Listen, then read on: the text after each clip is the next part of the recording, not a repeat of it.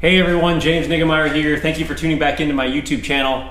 The last video that I did was my top 4 wintertime bass fishing baits for deep water. And so in that video, I went over 4 of my most productive baits for the wintertime when I'm fishing in deeper water deeper than 10 feet.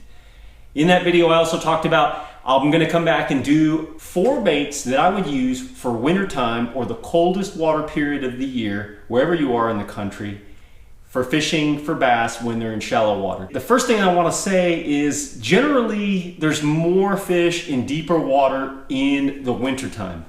However, there's always a population that are gonna stay shallow. They may not be as plentiful, there may not be as many in number as the ones out deep. They may be, those deep ones might be schooled up a little bit more, and the ones in shallow water might be like in wolf packs or in pods or singles, but there are fish in shallow water that stay there year round. Now I can't speak to the ones that ice over up north, but I can say where it doesn't ice over, there's always some shallow fish. So with that, I'm gonna get into my 4 most productive wintertime baits for shallow water. Number 1, I'm gonna say, is probably most anglers that have fished in shallow water in anywhere in the country, they would probably say that a lipless crankbait is a must-have bait, and I am no different. I've probably caught as many, maybe more fish on a lipless crankbait, a vibrating lipless crankbait, also known as a rattle bait, than just about any other lure, with the exception of a jig. And there's so many different types. This one's a striking red-eye shad. Got one of the older versions, a diamond shad, striking diamond shad. There's just a lot of different baits like this on the market. And there's different sounds too. The striking red-eye shad is generally a rattle bait. They've also come out with a knocking style bait, and that's called a striking 2-tap. However, the most important thing to remember is that there are days when they want that rattle, and there are days when they want that more knocking style. So have a couple with you so that on that particular day you can kind of mix and match and just try to see if they prefer one over the other. It's hard to say when they might like one over the other, but it is important that you have a couple of different rattling varieties. The striking red-eye shad and all the most popular rattle baits sink. So when you throw it out there, it'll sink straight to the bottom like a rock. But one of the things that's awesome about that, as it falls, it has a shimmy. If you kill it, it's just gonna shimmy down to the bottom. Similar to a spoon, where a spoon, you rip it up off the bottom and it flutters back down. This is kind of that, it shimmies or flutters back down to the bottom. And when you rip that bait up, it definitely will get some reaction strikes. Colors. I'm gonna say you've gotta have a crawfish color, like a red craw or a Rayburn red. This one's, I think, called tomato. It's got some red with some chartreuse in it for a little bit more stained water. I'm gonna also say that you want some gold. I like gold. Specifically where I am in the country, we have tannic colored water, which is like tea colored, more of a dark water, and that gold shows up really well in it. There's different varieties. This is kind of like a gold Tennessee shad with an orange belly. That works well too. I think gold's definitely a good one for fishing in the wintertime. It's a good one anytime. And some bait fish patterns also. Some of your like sexy shads, your whites and things like that. So sometimes just a standard chrome with a blueback. Where to throw them. When I'm throwing rattle baits, I'm definitely looking for grass. These baits excel when there's grass around. And the way that I fish those is I'm gonna throw them out there and I'm gonna slow reel them till I get caught on some grass. And when I get caught on some grass, I'm gonna rip that bait up and and then I'll kill it and it'll fall to the bottom. And it's that directional change followed by the shimmying back down to the bottom where you can get some bites, you can draw some reaction strikes. So that's one of the things that's really important about this bait. It will draw reaction strikes from fish in shallower water that would be hard to catch with something in a slow presentation where they could sit there and study it. It seems like when the water gets really cold, drawing a reaction strike in a lot of instances is your best bet.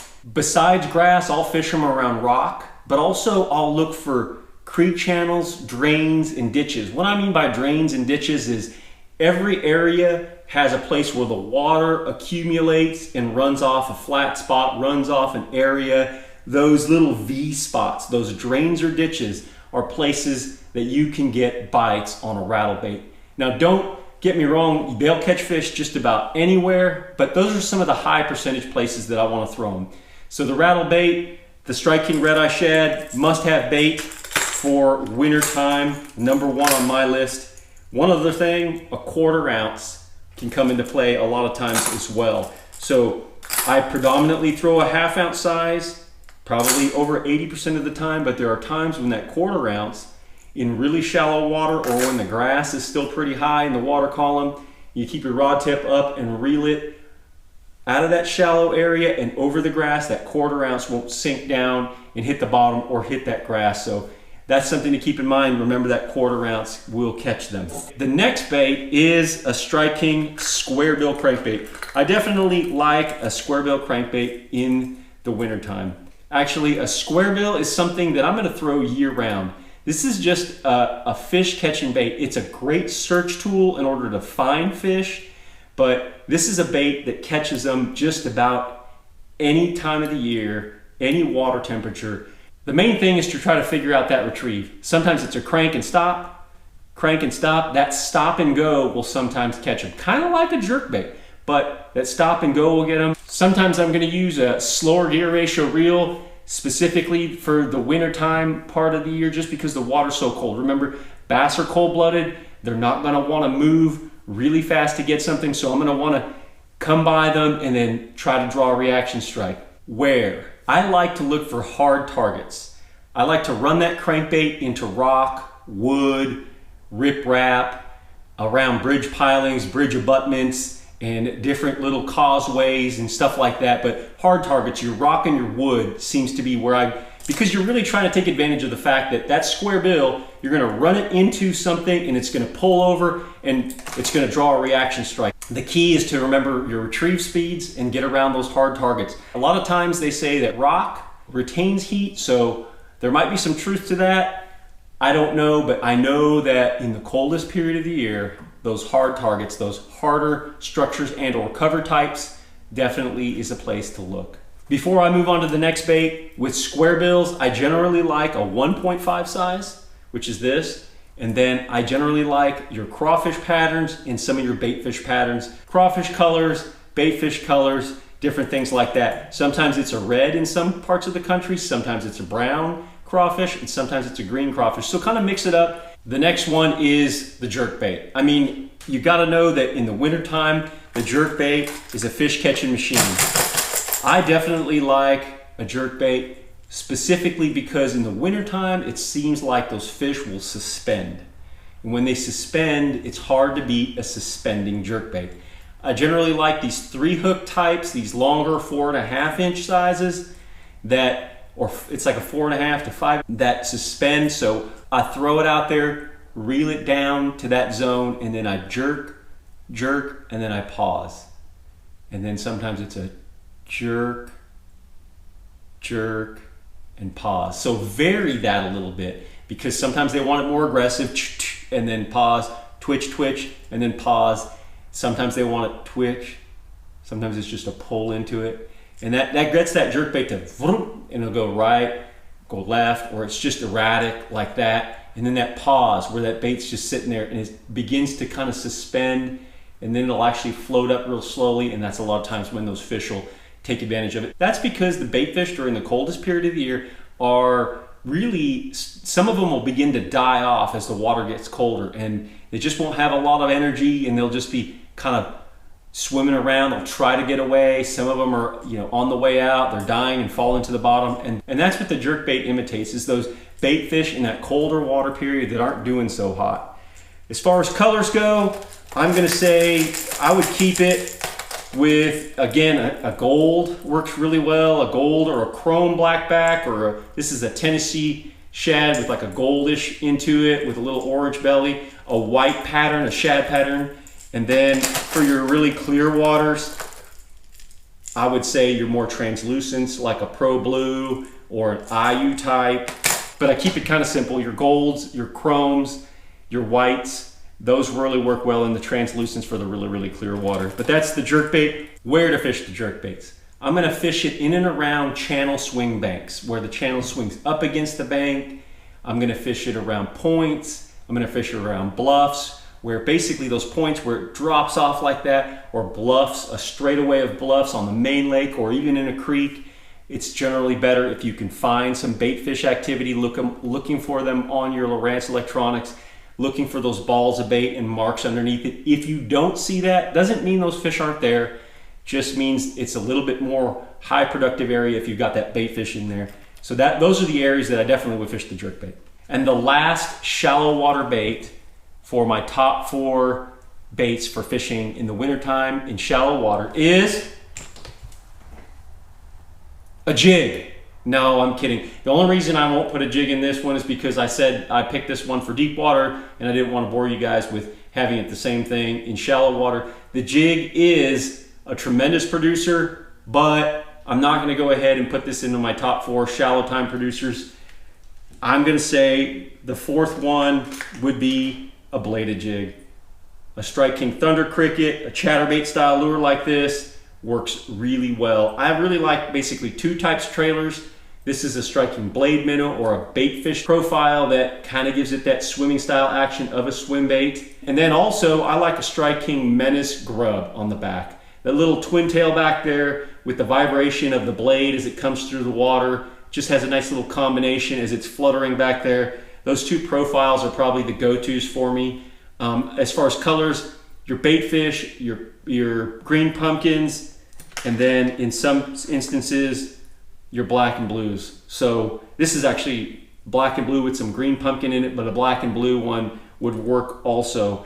I'm gonna fish these guys in a lot of the same areas that I would fish the red eye shad or lipless style crankbaits. However, I would also alternate not only in grass, but I would throw it around lily pad stocks where the lily pads were in the summer and in the fall, and they've died down, and you have some areas where there's lily pad stocks and you can kind of work them through those areas. You can catch some fish around there.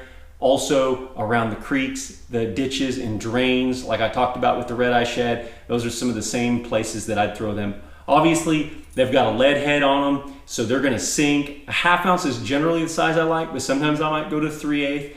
But a lot of times I'll just like to slow roll it. You just feel that vibrating of that blade going back and forth, knocking against the head itself.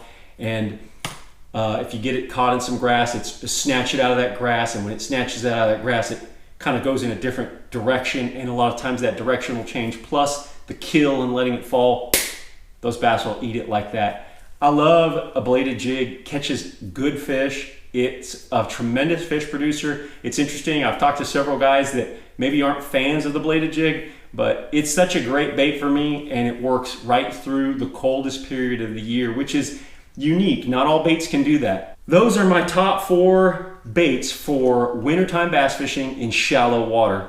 And if you've taken notice, all 4 of these baits are moving baits. I would have thrown the jig in there, but again, I decided to keep the jig out of it just because I put it for the deep water portion of the wintertime bass baits. But these moving type baits work really well in the wintertime because, in my opinion, a lot of times those fish that are up there, unless you get a reaction strike from them, they can be really hard to catch. They're almost in a sedative state. They're lethargic, they're sitting up there, they're waiting for something to come by, and when it comes by, they react to it, they kill it. And so you're trying to get it to come by them in a manner to elicit a strike. Kind of like a jigging spoon down in deeper water. You rip it up and it flutters back down, rip it up and flutters back down. It looks like a dying bait fish, and as well as it drops really quick, and they either have to get out of the way or have to eat it. So a lot of these baits are similar in that.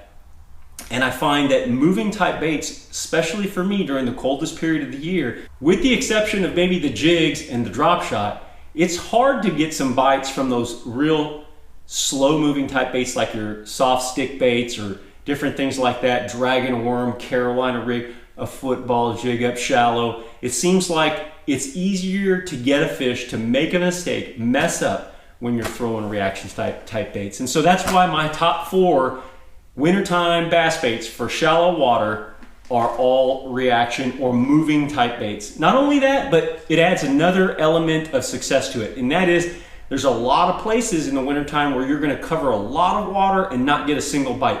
And then you'll go through one area and it'll be bam, bam, bam. Or you might find a specific cast and be able to catch them. They might be on a specific rocky outcropping or in the corner of a point, or maybe a section of grass or in a drain, and you can really make hay, so to speak. So that's what's important for me. If I was to try to find fish in the wintertime, I'm gonna wanna cover water because they're not everywhere. It's like a lot of areas don't have anything, and then boom, you find an area that the fish are using, and it's probably because there's some sort of prey item that they're exploiting. So that's my 4 most productive wintertime bass baits for shallow water. I hope you guys like this. If you like this video, please give me a thumbs up. Share it with your buddies. That's really the best way to help me grow my channel. And obviously leave a comment in the comment section. Love to hear from you guys.